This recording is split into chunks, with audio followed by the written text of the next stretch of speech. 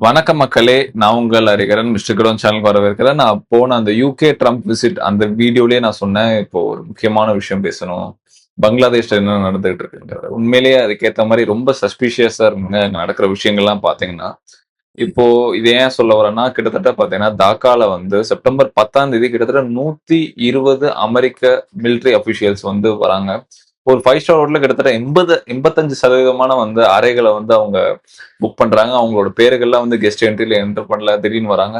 அதே மாதிரி அது நடந்த ஒரு சில நாளுக்கு அப்புறமே பார்த்தீங்கன்னா வந்து C-150J ஹெர்குலஸ். இது அமெரிக்கா ஏர்ஃபோர்ஸ்ல இருக்க ஒரு முக்கியமான வந்து ஒரு டிரான்ஸ்போர்ட் ஒரு டிரான்ஸ்போர்ட் ஏர்கிராஃப்ட். இது நெறைய கண்ட்ரீஸும் வச்சிருக்காங்க. நம்மகிட்டயும் இருக்கு 150. அது வந்து டாக்கா, ஷில்லாங் சிட்டகாங்ல ஒரு இடத்துல வந்து இறங்குது. சிட்டகாங் சாரி. அந்த இடத்துல இறங்குது.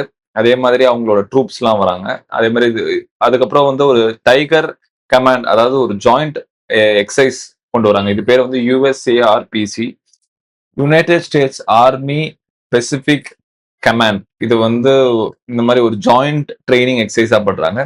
அது மட்டும் இல்லாம கடந்த 60 நாள்ல பார்த்தீங்கன்னா, கிட்டத்தட்ட 3 ஜாயிண்ட் வென்ச்சர் மேல பண்ணிட்டாங்க. ஒண்ணு பார்த்தீங்கன்னா, இவங்களும் பங்களாதேஷும் ஒரு ஜாயிண்ட் எக்ஸர்சைஸ். அதுக்கப்புறம் பார்த்தீங்கன்னா, ஸ்ரீலங்கா, அமெரிக்கா இந்த 3 நாடுகளும் வந்து ஒரு ஜாயிண்ட் எக்ஸர்சைஸ் பண்றாங்க.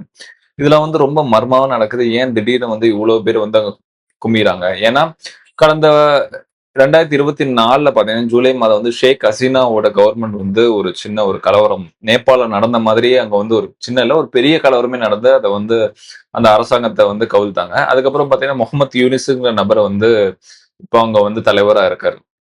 அவரோட சார்பு பார்த்தீங்கன்னா வந்து கிட்டத்தட்ட ஒரு முழுக்க முழுக்க மேற்கத்திய நாடுகளுக்கு ஆதரவான நபர். அது மட்டும் இல்லாம அவர் சைனாவையும் வந்து அவரோட விஷ் லிஸ்ட்ல போட்டுக்கிறாரு. இது வந்து இந்தியாவுக்கு வந்து ஒரு பெரிய தொல்லையா இருக்கு. ஏன்னா சைனாவும் அமெரிக்காவும் மாத்தி மாத்தி அங்க முதலீடு பண்றாங்க. சைனா பார்த்தீங்கன்னா அந்த இடத்துல வந்து கிட்டத்தட்ட $200 மில்லியன் மேல முதலீடு பண்ணி அங்க வந்து ஒரு டேம் கட்ட போறதாவும், அதே மாதிரி வந்து அமெரிக்கா வந்து அங்க உள்ள முக்கியமான ஒரு இடத்துல வந்து ஆர்மி பேஸ், அது மட்டும் இல்லாம அங்க உள்ள ட்ரூப்ஸ வந்து இன்கிரீஸ் பண்றது, இது எல்லாத்தையும் வந்து அவங்க ஃபோக்கஸா பண்றாங்க. இது அமெரிக்கா பண்றதுக்கான காரணம் பசிபிக் இந்தியன் ஓஷன்ல பாத்தீங்கன்னா, முக்கியமா பாத்தீங்கன்னா, இந்த சைனா வந்து செக் வைக்கிறது. ஆனா அந்த பக்கம் பாத்தீங்கன்னா, அது வந்து பே ஆஃப் பெங்கால் தான்.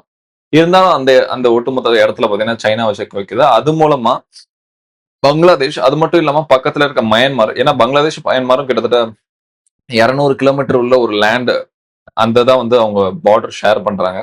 சோ அது மூலமா மயன்மார்லயும் வந்து அவங்க பிடிக்கிறதுனா, சைனா கிட்ட இருந்து மயன்மார் எடுக்கிறதுக்கு வந்து அவங்க முயற்சி பண்றாங்க அமெரிக்கா.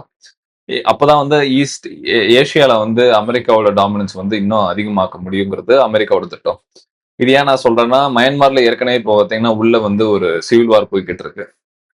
சோ இதுல வந்து சைனாவும் இத எடுத்துடக்கூடாது. அதே மாதிரி ஏசியால வந்து அமெரிக்காவோட ஏற்கனவே நான் சொன்ன மாதிரி டாமினன்ஸ் இருக்கிறதுக்காக இத முழுக்க முழுக்க அமெரிக்கா வந்து புஷ் பண்ணிட்டு இருக்காங்க பங்களாதேஷ்ல. இதுக்கப்புறம் என்ன நடக்குது? இங்க உள்ள ஜியோ பாலிடிக்ஸ் எப்படி மாறும்? இதுல வந்து இந்தியாவோட பங்கு எப்படி? அவங்களோட இன்டெலிஜென்ஸ் வந்து அங்க என்னென்ன இன்னும் எக்ஸ்பெக்ட் பண்றாங்க? என்ன கணிச்சிருக்காங்கிறத வந்து இதுக்கப்புறம் ஏதாவது நியூஸ் அப்டேட்ஸ் வந்தா நான் நிச்சயமா உங்களுக்கு ஷேர் பண்றேன் கைஸ். உங்களுக்கு இந்த வீடியோ பிடிச்சா லைக் பண்ணுங்க. மறக்காம சேனல் சப்ஸ்கிரைப் பண்ணுங்க. பை.